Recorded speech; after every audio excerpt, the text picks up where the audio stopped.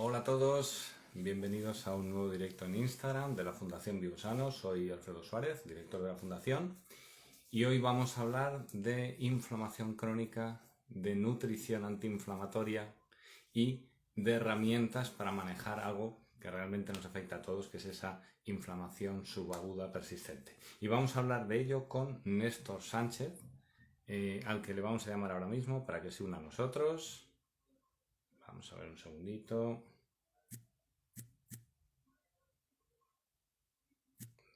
Néstor.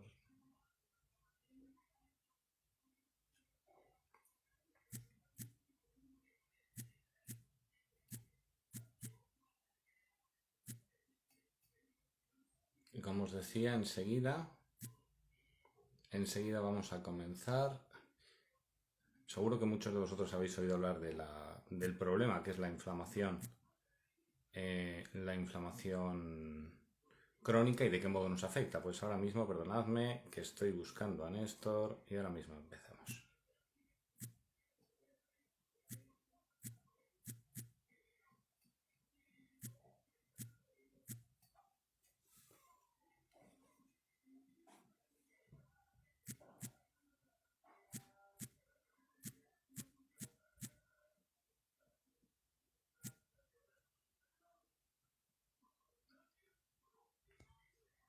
Vamos a ver.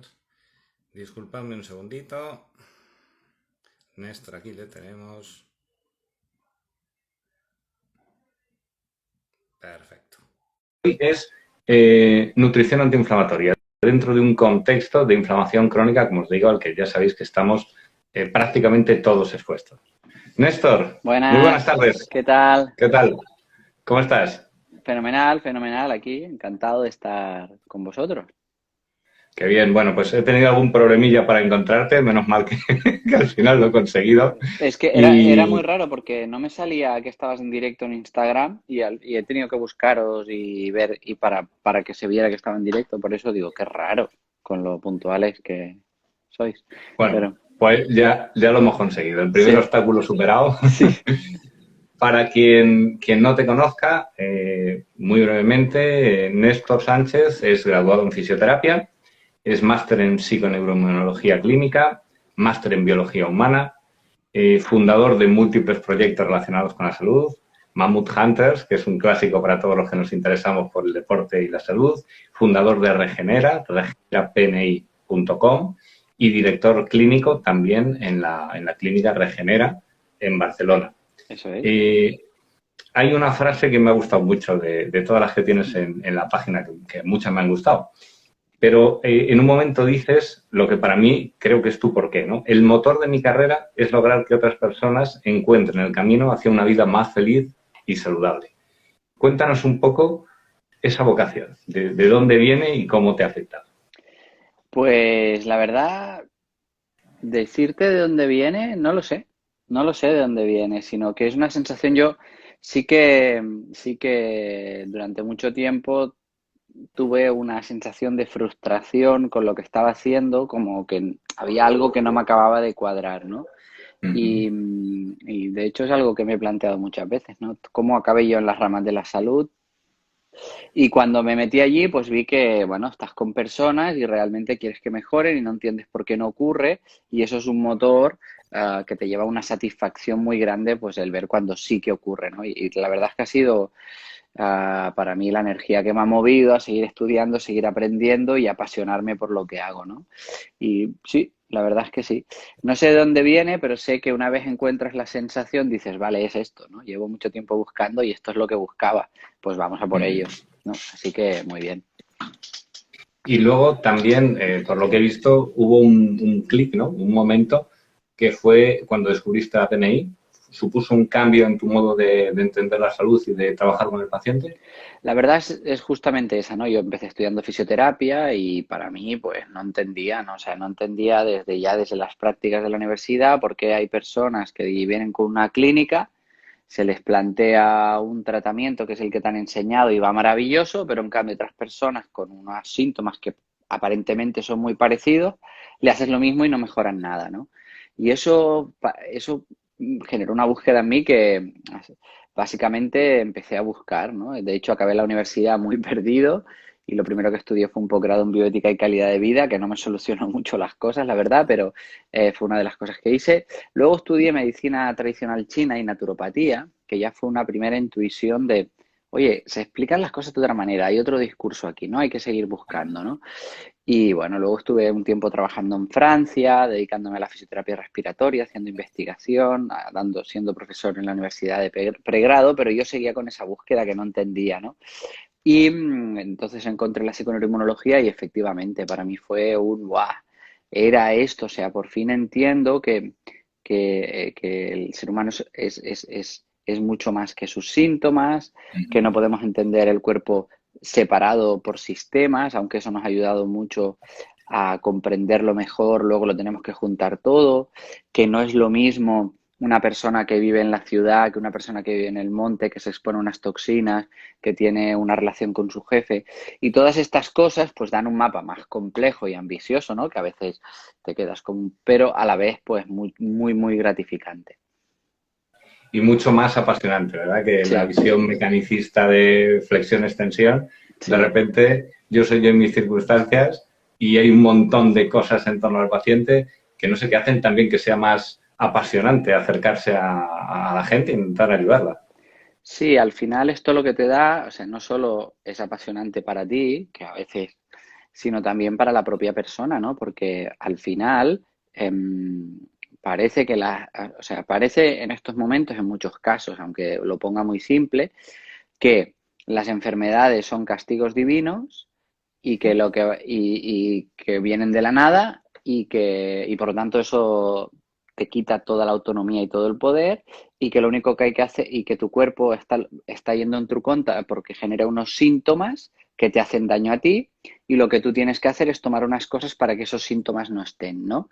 Entonces hay como una sensación de, de poca fuerza y de que estás expuesto a algo que claro, cuando de golpe tú haces un buen trabajo de la anamnesis y la persona entiende que ha habido un proceso donde han ocurrido diferentes cosas que le han llevado al cuerpo a entender que la mejor manera para solucionar lo que le ocurre lleva esos síntomas, y que por lo tanto muchas veces no hay ni que, o sea, no es que tu cuerpo vaya en tu contra, sino que está intentando solucionar eso que te ocurre, pero no está pudiendo, pero que además no es una cosa estática y que ha llegado en un momento, sino que es un proceso que si va en un camino puede ir en el ese otro, pues claro, es brutal para las personas. Es decir, ¡guau! ¡Joder! Ahora lo entiendo, ¿sabes? Ya no es que yo tenga, pero desde las cosas más complicadas como una patología autoinmune o autoinflamatoria, a alguien que dice, Néstor, es que me engordo con el aire. Y la gente me dice que lo que tengo que hacer es moverme más y correr menos. Y cuando tú entiendes el proceso que hay detrás, dices, menuda barbaridad y menuda frustración está generando a esa persona, ¿no? Entonces, esa es un poquito la idea de la psiconeuroinmunología y por lo que la verdad a mí me gusta tanto y me ha enganchado tanto durante tantos años. Qué bueno, qué bien. Pues bueno, dentro de todas las posibilidades que se pueden abarcar, hoy la idea es hablar de inflamación crónica y de herramientas a nivel nutricional o a otros niveles, pues para disminuirla, para prevenirla y también para paliar todos los efectos nocivos que puede tener en nuestra salud.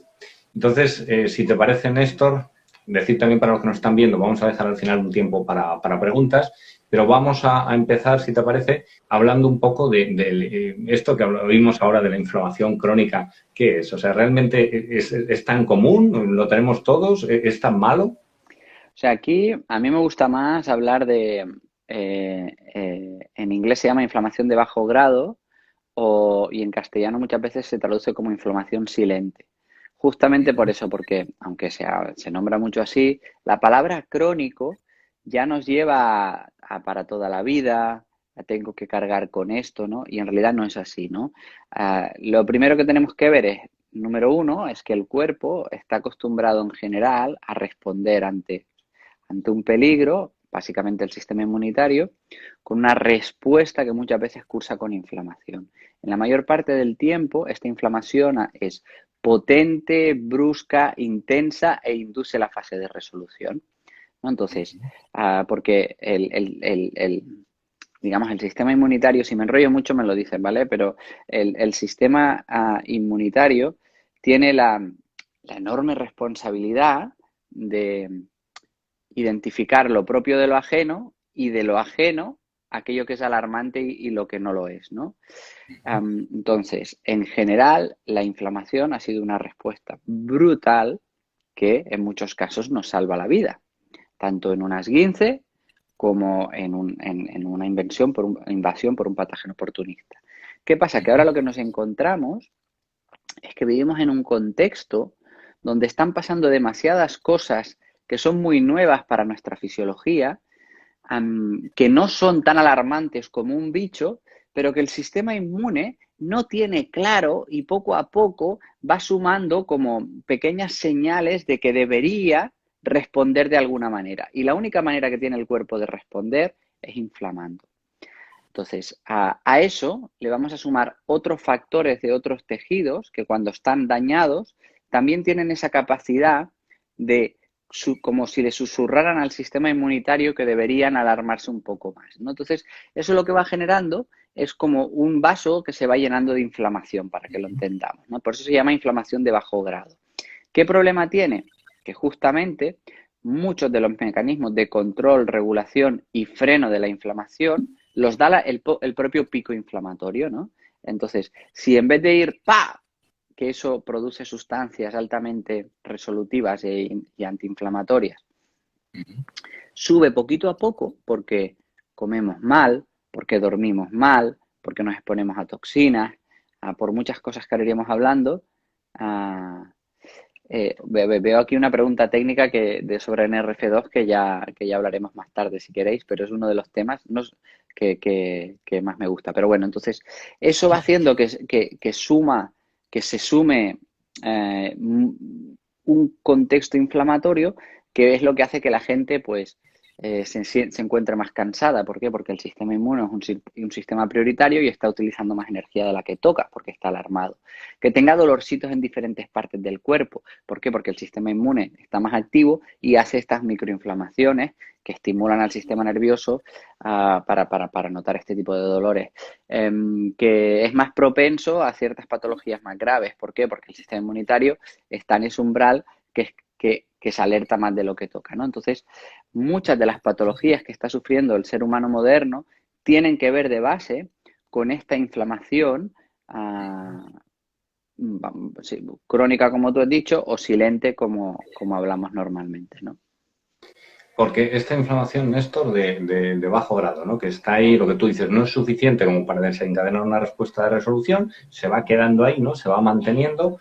¿Esto es algo típico de nuestra civilización? ¿Es algo de hace pocos años? ¿Es algo que se supone que evolutivamente nos ha ocurrido? Claro, esto es tan nuevo que nos faltan los mecanismos de control. O sea, nunca la biología del ser humano tuvo que exponerse ni tuvo la presión selectiva suficiente como para resolver una situación de inflamación silente. Y por lo tanto, por eso se va sumando, y además la inflamación silente no nos mata, ¿no? Sino que hace que nuestra calidad de vida empeore muchísimo y que nos lleve a patologías propias del ser humano moderno, como los desórdenes metabólicos, como las patologías autoinmunes, como la depresión, ¿no? Pensad que en las sociedades occidentales, ahora no recuerdo exactamente los datos, pero, por ejemplo, 1 de cada 4 mujeres va a sufrir una patología autoinmune. Y esta patología y 1 de cada 6 hombres. Y esta patología la va a sufrir entre los 40 y los 50 años, ¿no? Entonces va a estar 50 años con su calidad de vida extremadamente, 30, 40, 50 años con su calidad de vida extremadamente mermada. El otro día leía un paper que estudiaban la salud metabólica de los estadounidenses y el 88% de los adultos que viven en Estados Unidos tienen marcadores asociados a desórdenes metabólicos, que normalmente, aunque esto es un poquito más, el 88%, es decir, casi todas las poblaciones, eso muchas veces tiene que ver con que de entrada esa confusión metabólica, que no se hacen las cosas como toca, si quieres profundizamos, tiene que ver de base con un sistema inmune que está activo y que está haciendo que los recursos energéticos se distribuyan de una manera diferente y se utilicen unos Ujú. recursos energéticos diferentes, ¿no? Es decir, si te he entendido bien, el sistema inmunitario, que al final es un sistema de urgencia, ¿no? De defensa, empieza a consumir recursos en una amenaza que a lo mejor no es tan real como era antes y eso merma al resto de sistemas de capacidad de regulación. Eso es, eso es. Primero, tienen menos energía y segundo, condiciona al resto, ¿no? Al final, lo que nosotros tenemos que ver es que hay dos supersistemas que se llaman los sistemas egoístas en el cuerpo, que son el cerebro y el sistema inmune. Estos, si quieren energía, van a tienen barra libre. Pero es que además Ok. el sistema inmunitario en inflamación, como estamos acostumbrados a que las inflamaciones sean intensas, bruscas y potentes, como si hiciéramos un sprint, lo que quiere es que movilicemos glucosa. Entonces, la inflamación ocurre mediante un metabolismo glucolítico. Entonces, las Ujú. propias sustancias inflamatorias llevan a que nos cueste quemar grasa y que movilicemos más glucosa. Por eso genera tantos desórdenes metabólicos, porque perdemos la capacidad de beta-oxidar, ¿no? Qué bueno. Y entiendo, Néstor, que al revés también ocurre. O sea, si hay un síndrome metabólico, ¿se favorece esa inflamación de bajo grado? Sí, el tema que tenemos es que la grasa, sobre todo la grasa central, tiene un origen común de un tejido que se llamaba el tejido graso, que esto se encuentra filogenéticamente hablando por primera vez en la mosca de la fruta, que Ujú. funcionaba, entonces el origen de las células del sistema inmune y de la grasa y también del hígado es muy común, ¿no? Entonces hay muchos genes que se expresan de una manera muy parecida, ¿vale? Entonces, la grasa tiene la capacidad de producir sustancias proinflamatorias, es decir, que estimulan al sistema inmunitario para que genere inflamación. Eso es, es largo de explicar, pero básicamente, entonces, cuanto más grasa central yo acumule, más voy estimulando al sistema o sea, más voy estimulando al sistema inmunitario para que genere una mayor inflamación, ¿no? Entonces, el síndrome metabólico tiene esta característica de inflamación puede producir acumulación de grasa y acumulación de grasa produce inflamación, ¿no? Lo que estamos viendo actualmente es que la mayor parte de los síndromes metabólicos que acaban a la larga generando una inflamación silente o de bajo grado empiezan en el músculo. Es impresionante ver cómo lo que consideramos adultos jóvenes sanos, de 20 años, ya tienen resistencia a la insulina en su musculatura. Entonces, claro, si ¿eso qué quiere decir? Quiere decir que nosotros no podemos meter el azúcar dentro del músculo Ujú. o nos cuesta más meterlo. Tampoco nos importa mucho porque como son sedentarios, tampoco es un tejido que no están utilizando y de hecho que están perdiendo, ¿vale? ¿Qué pasa? Que ese azúcar, pues que en general nosotros tenemos un almacén de entre 300 y 600 gramos, que es la musculatura, pues ahora tiene que ir al hígado, porque es el otro gran almacén. Porque en el músculo, como no lo estamos utilizando y se está acumulando grasa dentro del tejido muscular, esto es un poco técnico, pero ahí ya es como que no hay espacio, ¿no? No hay espacio Ujú. para que entre la glucosa, que ocupa mucho. De hecho, cuando las personas empiezan a poder movilizar sus reservas de glucógeno y usar mejor la grasa, se deshinchan mucho porque la glucosa siempre va rodeada de agua, por eso ocupa tanto, ¿no? Por eso el ser humano es mucho más capaz de almacenar grasa, ¿no? Que tenemos energía para 90 días, y mucho menos glucosa, ¿no? En forma de glucógeno que tenemos para 15 horas. Pero lo que decía, entonces, no lo puedo meter en el músculo, lo meto en el hígado. Entonces el hígado también empieza a sufrir, empieza a acumular grasa y también dice, oye, a mí no me metas más glucosa que no puedo, ¿no? Entonces es cuando va al tejido adiposo. Y cuando va al tejido Ujú. adiposo empieza a acumularse pum, pum, pum, pum, y empieza a generar cada vez más estímulo inflamatorio, ¿no? Entonces, por eso, esta es una de las causas por las que el ejercicio es tan determinante, porque una sola sesión de ejercicio físico ya cambia la capacidad de meter glucosa dentro de la musculatura. Y Qué lo, bueno. y lo segundo es que si el tejido adiposo genera sustancias proinflamatorias, lo que se llaman adipocitoquinas proinflamatorias. El músculo en actividad genera lo que se conoce como mioquinas, que son también sustancias que estimulan al sistema inmunitario, pero para que genere una respuesta antiinflamatoria. Entonces, es brutal el ser humano, ¿no? Como en las condiciones, si haces lo que tu fisiología espera de ti, que es moverte y comer, cuando tú te mueves, generas una preparación metabólica para que cuando algo lo pongamos en el tejido adiposo, aunque produzcamos un poquito de inflamación, se contrarregule porque previamente yo me he movido, ¿no? Pero claro, si no me muevo nunca, es lo que se llama el yin-yang metabólico, lo que los autores más importantes le han llamado el yin-yang metabólico, ¿no? El estímulo antiinflamatorio de la musculatura y el estímulo proinflamatorio del tejido adiposo central principalmente, ¿no? Entonces el movimiento es determinante para que estemos sanos y es un gran protector de que no acumulemos esa inflamación que nos va a llevar a las principales patologías del ser humano moderno. Para mí sería uno de los innegociables, vamos. Qué curioso la relación entre metabolismo, sistema inmune, actividad física. Entonces, uno de las causas, entiendo que será multifactorial, ¿no? Pero una de las causas de esta inflamación persistente sería la inactividad. ¿Hay alguna otra que sea así muy grande, muy marcada? Sí. El consumo de productos procesados o ciertos tipos de alimentos, pero sobre todo productos procesados que tienen un doble efecto. Tienen un efecto de confusión cerebral, impidiendo que yo me pueda guiar por mi hambre y saciedad y por lo tanto me desregule y vaya a la acumulación de grasa que ya hemos visto que lleva la inflamación. Y segundo, lleva tantos ingredientes que confunde a mi sistema inmunitario y cuando eso llega al intestino, dice, ¿qué está llegando aquí? O sea, yo no tengo ni idea de esto que es.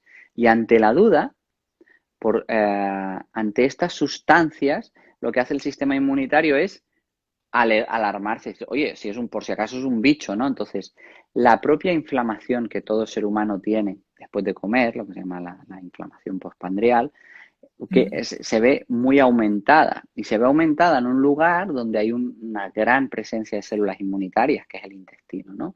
Entonces, el intestino también, cuando hay una confusión y esto se va alarmando, pues genera una respuesta inflamatoria que afecta a todos los tejidos, ¿no? Entonces, para mí, los productos procesados es otra de las grandes cosas, porque si lo miráis, vosotros cuando compráis cualquier cosa, y veis el listado de ingredientes, es una barbaridad, ¿no? Cuando compráis una manzana no tenéis que mirar los ingredientes, porque ingrediente es manzana, el cuerpo lo va a reconocer específicamente.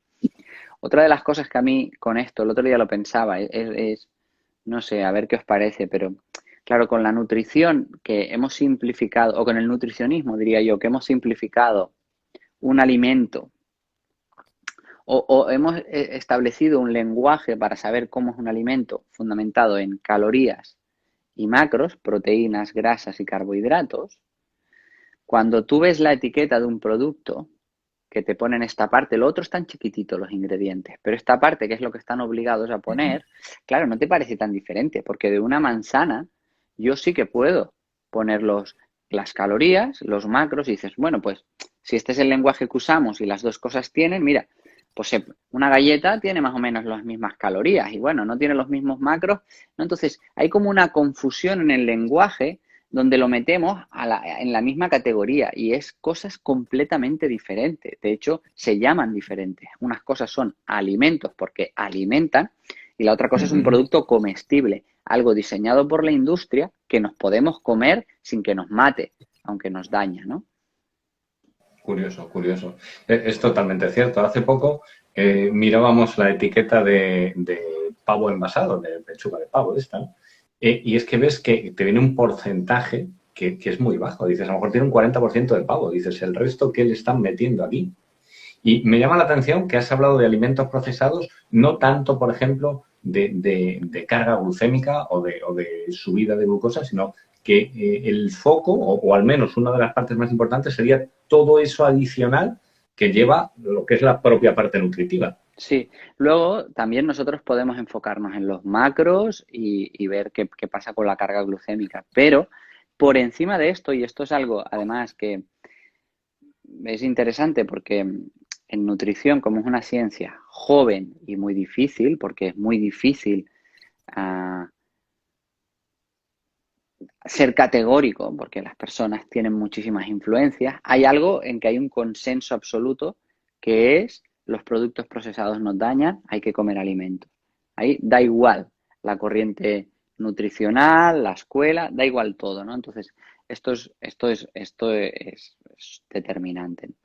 A partir de aquí sí que es verdad, bueno, que uno de los factores que tienen los productos procesados en muchos casos es una carga glucémica muy alta, ¿no? Que también, pues, en definitiva, bueno, que eso afecta a muchos niveles. Sabéis que el azúcar en sangre es tóxico, el azúcar en sangre mucho tiempo y a ciertos niveles es tóxico, el cuerpo va a intentar bajarlo.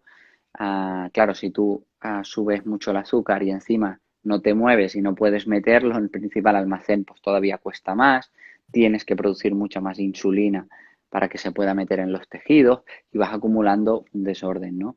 Pero la alerta ya está, ¿no? Y de hecho, pues por ejemplo, con la fructosa o con ciertos edulcorantes, no generamos esta subida de glucemia que tenemos con la glucosa y son igualmente extremadamente dañinos, ¿no? Entendido, entendido. Entonces, la inactividad, los alimentos procesados, excesivamente procesados, ¿algún otro bloque, algún otro elemento que digas es brutal el impacto que tiene negativo esto? Yo diría tres más. Para mí, el siguiente sería la frecuencia de comidas. Es decir, es inaudito que nos encontremos en la situación que se esté recomendando como lo más saludable comer 5 veces al día. Es tan sorprendente. O sea, para empezar, esto solo se puede llevar a cabo si comes productos procesados y se te ha confundido tus mecanismos de hambre y saciedad. Porque, entenderlo, o sea, si tú comes hasta quedarte bien, te comes un buen pescado al horno, con unas verduras, incluso algo de mayonesa, que te quede bien lleno, a las 2 horas no puedes volver a comerte lo mismo. Puedes comerte una galletita de chocolate.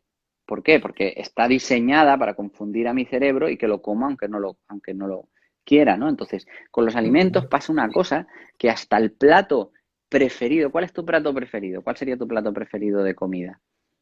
Pues yo creo que un chuletón, la verdad. Pues mira, imagínate, un chuletón. Digo, "Buah, voy a coger, Alfredo me viene a ver y le voy a hacer un regalo y voy a comprar de Bazar El Mercenario chuletones para él, ¿no? Y tú vienes a mi casa y yo te hago un chuletón. Joder, Néstor, gracias. Qué bien, cómo te lo ocurre. Pero resulta que vienes al día siguiente y digo, te he vuelto a preparar chuletón. Y tú dices, hostia, gracias.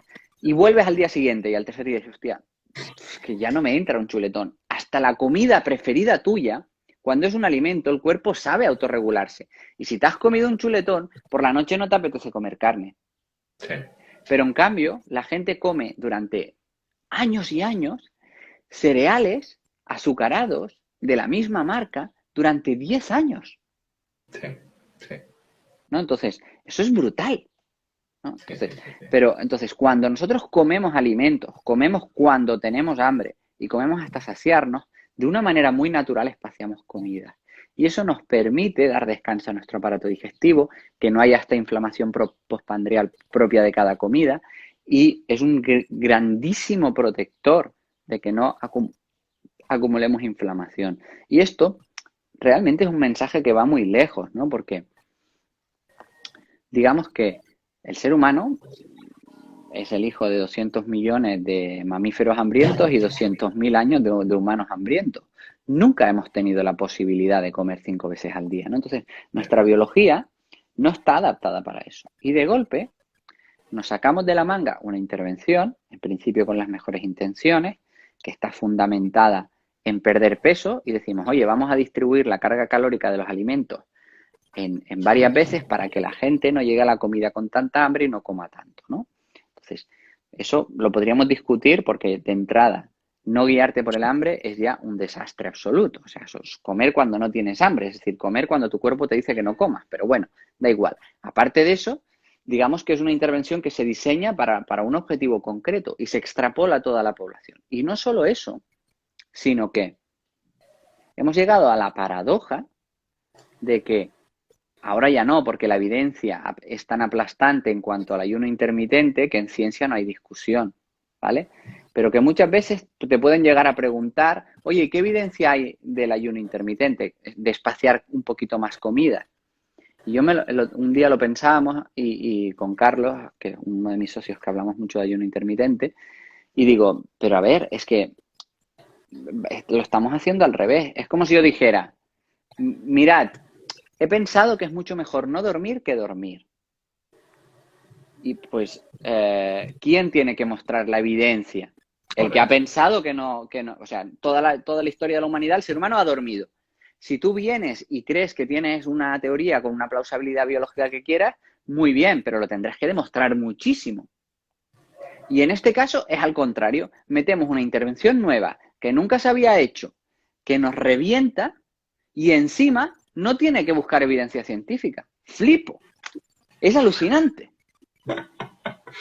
Como tantas cosas, ¿eh? O sea, podríamos hablar de la pirámide nutricional, pero podríamos hablar de la sociedad en la que estamos. O sea, hay una serie de cosas que se dan por sentadas y, como tú dices, si haces un análisis crítico, dices, ¿y esto por qué? Sí. Pero esta la presión de la corriente social que lo das por hecho. Bueno, yo creo que, sinceramente, yo cada vez más, yo siempre he sido poco polémico, pero en esto creo que cuanto más leo, más hay intereses de la industria en esta información, porque es que si no, no sé, es que no logro entenderlo, ¿sabes? Entonces, la verdad es que así. El otro día me hacían una entrevista a un periodista y me decía, claro, porque con esto del ayuno intermitente, ¿no? Pues el ayuno intermitente, que es básicamente simular lo que el ser humano ha hecho toda su vida y que todo el mundo va a incorporar de una manera natural, el comer un máximo de 3 veces al día.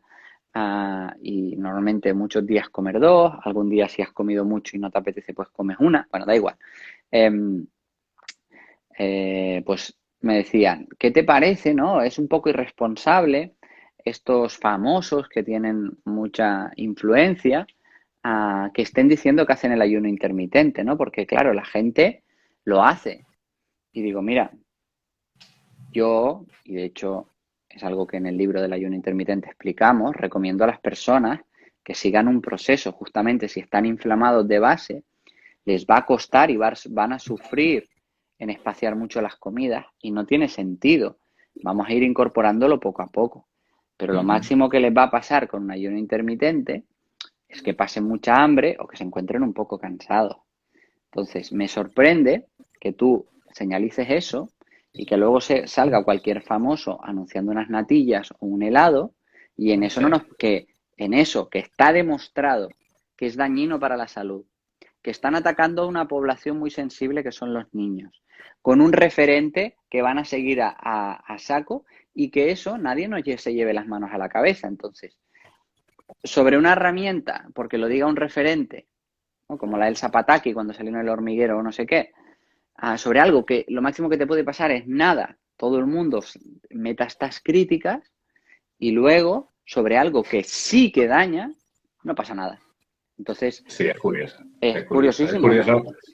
Te vas a desayunar por ahí y es eso, pues están el chocolate, los churros, el croissant que desborda todo. Y bueno, estamos habituados, las chuches a los niños, todo eso está absolutamente normalizado. Y bueno, pues lo damos por hecho y seguimos. Hablábamos entonces de como grandes bloques. Espaciar comidas también. Exactamente. Vale, entonces, básicamente haciéndolo de una manera tranquila, incorporando alimentos y no productos procesados, guiándote por el hambre y la saciedad. Para mí, otro top es el descanso y la regulación de los ritmos circadianos. Otra de las cosas como animales de este planeta a los que nos hemos tenido que adaptar, ¿no? Pues todos los seres vivos de este planeta han tenido que convivir con que tenemos 12 horas de luz y 12 horas de oscuridad, ¿no? Los primeros seres unicelulares tuvieron que proteger su ADN de los rayos ultravioleta, las petunias reservan sus aromas nocturnos a la noche para atraer a polinizadores nocturnas y nosotros también nos hemos adaptado a eso, ¿no? De manera que nuestros genes, básicamente, podríamos decir que hasta el 50% de nuestros genes se expresan de manera circadiana, ¿no? A los descubridores de las bases moleculares de esta expresión circadiana de los genes, en el 2017 les dieron el Premio Nobel de Medicina, para que veáis el impacto que tiene esto, ¿no? Entonces, con la luz, el ritmo de vida, el traspasar las fronteras estas de las 12 horas de luz y oscuridad, estamos afectando muchísimo a nuestro descanso y a nuestra exposición a la luz diaria, ¿no? Entonces, exponernos a la luz del sol durante el día y descansar cuando está oscuro es algo que permite a mi cuerpo sincronizarse y ver muy bien en qué momento del día o de la noche está y qué funciones tiene que hacer en cada momento, ¿no? Y cuando eso no ocurre, cuando hay lo que se conoce como un insulto circadiano, hay una desorganización brutal. Para que os hagáis una idea, en 2001 ya Johnny Hansen, que es era el presidente de la Asociación Danesa del Cáncer, demuestra que las enfermeras que hacen turno de noche tienen un 50% más de incidencia de cáncer de mama. Y en el 2007 la OMS declara la exposición a luz nocturna como cancerígena. Entonces, para que veáis hasta qué punto la desregulación de los ritmos circadianos es impactante, ¿no? Entonces, descansar, o sea, vivir de día y dormir de noche es algo que realmente es determinante para la salud, ¿no? A veces en esto de la fisiología es tan apasionante que nos focalizamos en lo micro, ¿no? No, esta cosita o este suplemento o tal. Y hay cosas que son muy macro, pero que tienen un impacto mucho mayor. Descansar, ¿cómo estás tú después de una noche sin dormir, ¿no? Comer alimentos y no productos, moverte, ¿no? Estas cosas son espectaculares. Que son de sentido común, es lo que decías antes. Hemos perdido la unión con lo que somos, que es cuando los pajaritos, yo aquí por la mañana escucho un pájaro, a las 6:30 de la mañana empieza ya a cantar. Sí que es así. Luego ya cada uno tiene que adaptarlo a su vida, ¿no? Pero que los ritmos están ahí desde antes que llegásemos nosotros y van a seguir estando. Eso es. Y si hablásemos, Néstor, de efectos, nos has hablado a nivel de metabólico, esta inflamación de bajo grado, ¿qué puede favorecer? Puede favorecer muchas enfermedades, porque hay veces que se asocia prácticamente con todos los procesos patológicos de la persona, o específicamente algo más. ¿En qué nos puede concretamente perjudicar? Pues lo que estamos viendo es que el mecanismo universal común a los principales desórdenes que sufre el ser humano moderno es justamente esta inflamación. Entonces tiene que ver con los desórdenes metabólicos, obesidad, hígado graso, hipertensión, patologías cardiovasculares, con los problemas digestivos, con las patologías inmunitarias o autoinmunitarias, ¿no? Hipotiroidismo de Hashimoto, artritis reumatoide, colitis ulcerosa, todas estas patologías que cada vez son más habituales, con problemas de fertilidad, ¿no? Que esto es algo espectacular también, ¿no? Si lo piensas en términos biológicos, lo que permite que una especie se perpetúe su capacidad reproductiva. Y actualmente todos tenemos algún conocido que ha tenido que ser ayudado por la tecnología porque por sí solos no podían reproducirse, ¿no? Entonces, desde un punto de vista biológico, estamos tomando un estilo de vida que como especie nos está llevando a autoextinguirnos porque estamos perdiendo la capacidad reproductiva, ¿no? Entonces, eso también tiene que ver en muchos casos con procesos inflamatorios y sin lugar a dudas desórdenes centrales, desórdenes del cerebro, ¿vale? La inflamación susurra al oído del sistema nervioso central que lo que nos conviene es quedarnos en casa y no exponernos a peligro, ¿vale? Entonces, cuando yo estoy inflamado, como el sistema inmune sabe que va a utilizar mucha más energía, es un mal momento para socializarme, es un mal momento para explorar el mundo. Y por lo tanto, tengo esa tendencia a quedarme cansado, a estar triste, a estar deprimido, porque es la conducta que mi cerebro decide que es óptima para apoyar a mi sistema inmunitario que me está diciendo que está activo, ¿no? De hecho, todos lo tenemos, ¿no? Cuando tú estás resfriado, estás triste, no sé, el PON se llama conducta de enfermedad o sickness behavior, ¿no? Estás triste, estás melancólico, no quieres salir de casa, no quieres ver personas. y no te preocupa porque sabes que es por el resfriado. Pero cuando eso se perpetúa en el tiempo, pasa de llamarse resfriado a llamarse depresión.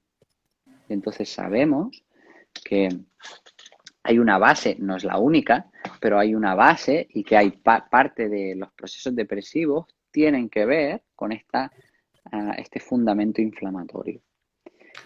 Y además, a la larga, todas las patologías asociadas de generación neurodegenerativas, vaya, también tienen un sustrato inflamatorio en muchos casos, ¿no? Al final, tú no puedes estar siempre en alarma. O sea, el cuerpo, hay momentos en que está en alarma y es que el sistema inmunitario cumple muchísimas funciones que no tienen que ver con la inflamación. Entonces, lo que pasa es que cuando percibe que hay un peligro, pues se focaliza en eso, ¿no? Entonces, dejar de tener peligros para que el sistema inmune haga todas las otras funciones es una barbaridad. Y lo que más nota la gente al principio, ¿por qué la gente nota? Es que tengo mucha más energía. No me pasaba nada, pero ahora tengo mucha más energía. Justamente lo que le pasa es que el sistema inmune por fin se puede relajar mínimamente y vuelves a hacer una distribución energética correcta y el cerebro entiende que ya puede ser él de nuevo, ¿no? Por aquí nos han empezado a llamar la sociedad del cansancio, ¿no? Todo el mundo está cansado pero bien, ¿no? Pues eso tiene mucho que ver con la inflamación silente. Interesante también porque pensamos muchas veces, como decíamos al principio, que somos entes separados, ¿no? Que una cosa es la química y la química da problemas químicos, otra cosa es los aspectos emocionales psicológicos, otras son los físicos y de lo que estamos hablando, como estás comentando ahora, es que el cuerpo, en la interpretación que hace de esa, a lo mejor, excesiva actividad del sistema inmune, nos condiciona a nivel mental o emocional. Y de nuevo al revés, o sea, el hecho de estar en una sociedad en la que estamos con multiplicidad de estímulos, siempre reaccionando, etcétera, ¿eso también es una sobrecarga? ¿También gasta energía? Totalmente. O sea, nosotros nos vanagloriamos de ser la sociedad del multitasking, pero el multitasking siempre ha existido. Pero ¿cuándo hacíamos multitasking? Pues cuando íbamos a explorar un bosque nuevo que no conocíamos y tenías que estar atento por la competencia reproductiva, que no viniera un depredador, que tus hijos no se hicieran daño, que supiéramos el camino de vuelta. Entonces, es absolutamente asociado a la alarma.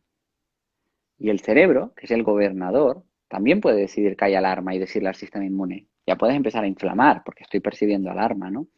Y es brutal los estudios que hay, es extremo esto, o sea, hay una TED Talk por ahí muy famosa de esto, de cómo se asocia la multitarea a la percepción de infelicidad.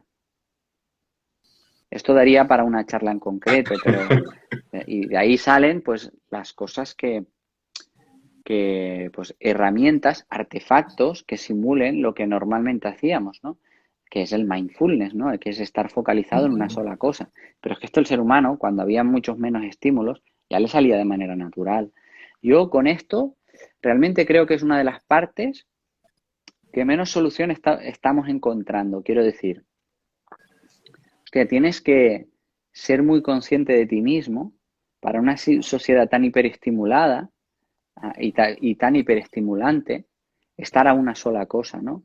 Pues estás aquí en la entrevista y te van llegando correos, sabes que hay muchas cosas, ¿no? Incluso yo ahora, el otro día lo pensaba, ya sé que es una reflexión muy tonta, pero que cómo te afecta esto, ¿no? Veía una película que a mí me encantaba cuando tenía 20 años y ahora tengo 40, han pasado 20 años. Pues ahora me parece muy lenta. Total, Y, totalmente. y dices, ¿por qué? Si antes me encantaba el ritmo ese. Porque nos estamos habituando a un ritmo de vida extremo, pero claro, ese ritmo de vida para mi cerebro es, oye, tío, o sea, esto solo lo hacíamos cuando había un peligro, había una exigencia, de verdad. Pensad que, para que os hagáis una idea, pues el 95% de las generaciones humanas han vivido como sociedades cazadoras-recolectoras, ¿vale? Una sociedad cazadora-recolectora, el máximo tiempo, excepto en los grandes momentos de caza, que pasaba procurándose sustento, eran 4 horas. 4 horas al día de trabajo. El resto era vigilar las nubes. Entonces, tía, Sí. Y yo tengo dos chavales pequeños y les veo que es que están con el iPad, mirando la tele, la música, no sé qué, 200 cosas a la vez. Y sí, están entrenados desde pequeños a tantos estímulos que lo que tú dices es que van a otra velocidad. sí, Mira, se me ocurrió ponerles la peli de Top Gun, tú no sé si la has sí, visto, ¿no? sí, sí, Bueno, pues esa en su época, pues era aviones, carreras, tal. Pues eso, lo que tú dices, a los 5 minutos, vaya rollo. Pero no pasa nada, no sé. Es que es otra cosa. Incluso las propias pelis, a mí me llama la atención, es que ahora están pasando todo el rato cosas. O sea, hay sí, explosiones constantemente, efectos especiales cada vez más brutales para conservar la atención. sí, O sea, sí, estamos en una competición por la atención que es brutal. No sé cómo seguimos, no sé cómo aguantamos. sí. Y y yendo ya a lo que serían cosas que podamos hacer para mejorar todo esto, ¿no? Utilizando a lo mejor la herramienta de la alimentación o con otras ideas. ¿Qué temas en cuanto a nutrición antiinflamatoria, otros que tú consideres así más relevantes, como decías antes, los temas gordos, sin entrar en detalle, qué ideas potentes podríamos implementar para estar mejor? Sí, a mí a veces me sabe mal esta parte, luego lo podemos profundizar porque las intervenciones son un poco fancy. Es básicamente come alimentos y no productos procesados. ¿Y eso cómo se consigue? Primero de todo, vaciando tu despensa. No los compres, no los compres, ¿no? Porque si tu cerebro, que está diseñado para no dejar pasar algo con una densidad calórica como esa, ah, sabe que está ahí. Entonces, puede ser que durante mucho tiempo no lo comas, pero un día, por lo que sea, te lo vas a comer. Entonces, no los compres. Compra alimentos y no productos procesados. No tengas galletas, no tengas helado en tu despensa. Y que un día tú te quieres dar un placer, pues vas, te lo compras y ya está. Segundo, una vez compras alimentos y te va guiando por tus sensaciones de hambre y saciedad, es muy probable que poco a poco vayas espaciando las comidas. Tercero, respeta la noche y por tanto descansa por la noche. La noche es para dormir. No te quedes viendo series de Netflix hasta las 2 de la madrugada, aunque duermas 8 horas. Aunque duermas 8 horas, no te van a sentar igual esas 8 horas que si te vas a dormir a las 10, 11 de la noche. Es que no tienen nada que ver. Y durante el día tienes que exponerte a la luz del sol, que no tiene nada que ver con la luz de una habitación. Una habitación tiene una intensidad de luz aproximada de 1000 lux, mientras que el sol tiene 10.000 lux, no es una intensidad que ya informa a mi cerebro de que es de día, que hay que activarse, ¿no? Entonces eso hay que tenerlo en cuenta. Y luego el movimiento, tanto el movimiento en tu día a día como la actividad física, ¿sabes? Desplázate, utiliza el desplazamiento. Yo ahora lo pienso, el otro día era el cumpleaños de mi sobrino que cumplía 17 años y tuve ahí un dilema, ¿no? Porque él quiere un patinete eléctrico. Y yo digo, pero por otro lado pienso, si a los 17 estás con el patinete, sí, a los 17 estás con el patinete. Nosotros a los 17 íbamos caminando o corriendo o nuestros abuelos y a los 70 están en silla de ruedas a los 80. Pues si ya empezamos con el patinete a los 17, a los 40 estamos con la silla de ruedas. No sé, no sé. Entonces, y dije, bueno, pues realmente nos tenemos que desplazar a los sitios, ¿no? Y luego, pues algo de ejercicio físico para mantener la musculatura y para hacer trabajo aeróbico también, me parece muy interesante. Perfecto. Bueno, pues son muchas cosas, ¿no? Cosas de sentido común al final, lo que estamos diciendo. En Sí, cuanto a nutrición, algo tan sencillo como tú dices, todo lo que sea raro, todo lo que no podamos todo, identificar todo lo que como... va en bolsa fuera, ya está. Efectivamente, Todo lo que va en efectivamente. bolsa fuera. Luego, ya iremos hablando porque realmente la sociedad genera unos contextos que hacen muy difícil. O sea, todas estas herramientas sí muy fácil, yo lo intento, pero no puedo, ¿no? Deberíamos hablar y profundizar cómo conseguimos hacer actividad física, porque este es uno de los grandes problemas, ¿no? Para muchas personas lo viven como un infierno Sí. hacer. Entonces, ¿cómo podemos hacer que la persona que vive la actividad física como un infierno lo viva como yo? Que yo lo vivo como un verdadero placer que me genera endorfinas. Entonces, eso son cosas que ahí estamos en ello, ¿no? Pero que son muy importantes. ¿O qué está haciendo que esa persona realmente le cueste mucho solo comer alimentos? o por qué, o sea, qué contexto vital nos está llevando a que tenga que utilizar las horas del sueño para otras cosas, ¿no? Ahí es donde, también es donde está la materia, ¿no? Pero claro, en general estas herramientas están muy bien. Perfecto. Y por volver al tema de la nutrición, aunque ha quedado claro, pero si tuvieses que decir, oye, ¿por dónde empiezo? O sea, si tengo que retirar, tengo la despensa llena, no voy a tirar todo. ¿Hay algo particular que digas, oye, empieza por quitarte no sé qué? Es, eso, todo lo que tenga bolsa. Para afuera y empezar a comer como se hacía antes. Sí, sí. Entendido. Entendido. Sí, ¿y eso qué quiere decir? Come fruta, verdura, tubérculos, carne, huevos, frutos secos, eh, pescado, setas, algas. Eso es lo principal. Como veis, aquí hay algunos alimentos que no nombro, que a lo mejor ya darían para otro, que tienen lo que son alimentos, por lo tanto no están en el mismo escalón que los productos procesados, pero tienen un potencial inflamatorio para muchas personas. Es fácil que tengan más perjuicio que beneficio, como por ejemplo los cereales, entre ellos principalmente el trigo como el que más, ¿no? Casi ningún intestino humano puede digerirlos, a veces según la microbiota mejor o peor. Muchas personas reaccionamos de una manera alarmante, por lo tanto es un alimento que yo no incorporaría en tu día a día, ¿vale? Y además la densidad nutricional es muy baja y está ocupando un lugar que podría ocupar algo que nos va a aportar muchos más micronutrientes, ¿no? Entonces, Entendido. pero nada, fruta, verdura, tubérculos, carne, pescado, huevos, setas, algas, frutos secos, una alimentación mediterránea sin tanto grano. Eso sería lo óptimo en cuanto a alimentación.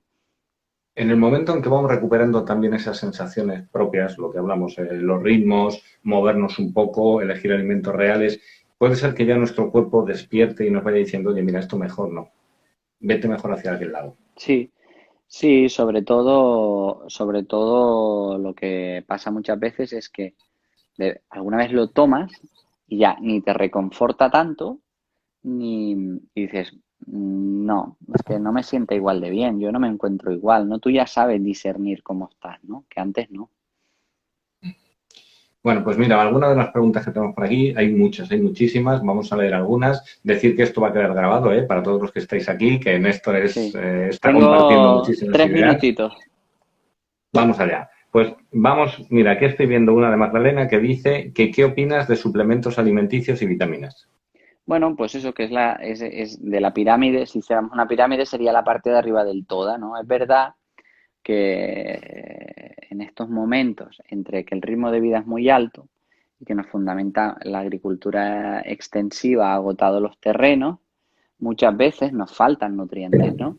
Los alimentos de mayor densidad nutricional los consumimos muy poco, son las vísceras de los animales, ¿no? Los consumimos muy poco, ¿no? Entonces, en ciertos casos, algunos apoyos pueden estar bien, pero lo que en ningún caso puede ocurrir es que fundamentemos o nos pensemos que estamos sanos porque porque tomamos el multivitamínico. Eso, sin todo lo que hemos hablado antes, no va a hacer nada. ¿Que es probable que muchos de nosotros tengamos que tomar en ciertas épocas del año vitamina D? Sí, porque hay una deficiencia poblacional. ¿O ciertos tipos de grasas poliinsaturadas? Probablemente también. Pero la clave es lo otro. Eso es como el complemento. Por eso se llaman complementos, porque complementan lo principal. La guinda del pastel, ¿no? Que sin Eso el es. pastel no es nada.